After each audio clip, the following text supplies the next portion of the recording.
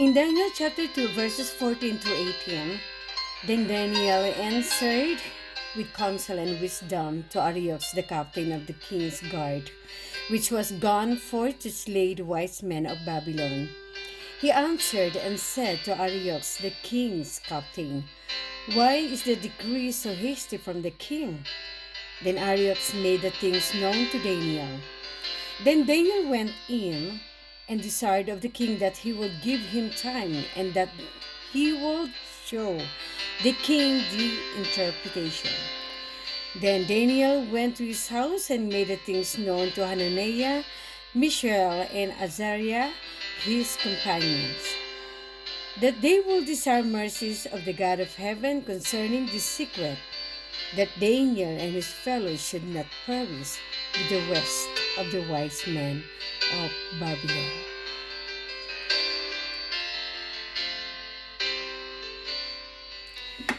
Arioch, chief of the executioners, came to Daniel to take him to be slain with the rest of the wise men. Notice how the Bible describes the way Daniel answers him with wisdom and counsel. Daniel went on to ask why the decree is so hasty and is then told of Arioch what this situation is.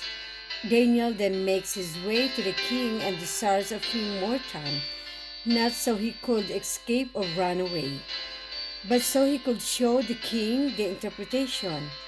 This shows the confidence he had in God of giving him the interpretation. What faith!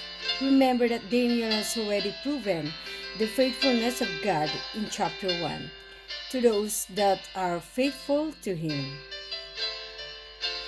Immediately after consulting with the king, Daniel returns to his house where Hananiah, Mishael, and Azariah are present. Daniel reveals unto them the situation at hand, so all could come before the throne of grace and petition God for mercies.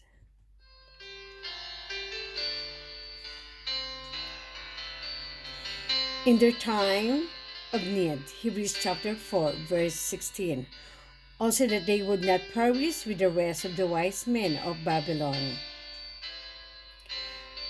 The question arises, why was not Daniel and his friend consulted first? For the king had found them 10 times wiser than all the other wise men in Babylon. Listed below are 3 appropriate reasons. Because they were not called first, it resulted in the complete exposure of the false system the magician and other pagan teachers held to. They were unable to do what they claimed they could. Second, if they were called first, the other group would not have been brought to a test. God gave the hidden system a chance first. So when they failed, they would confess their utter incompetency, even under penalty of death. This will better prepare them to acknowledge God's hand in this matter, as revealed through Daniel to God's glory and honor.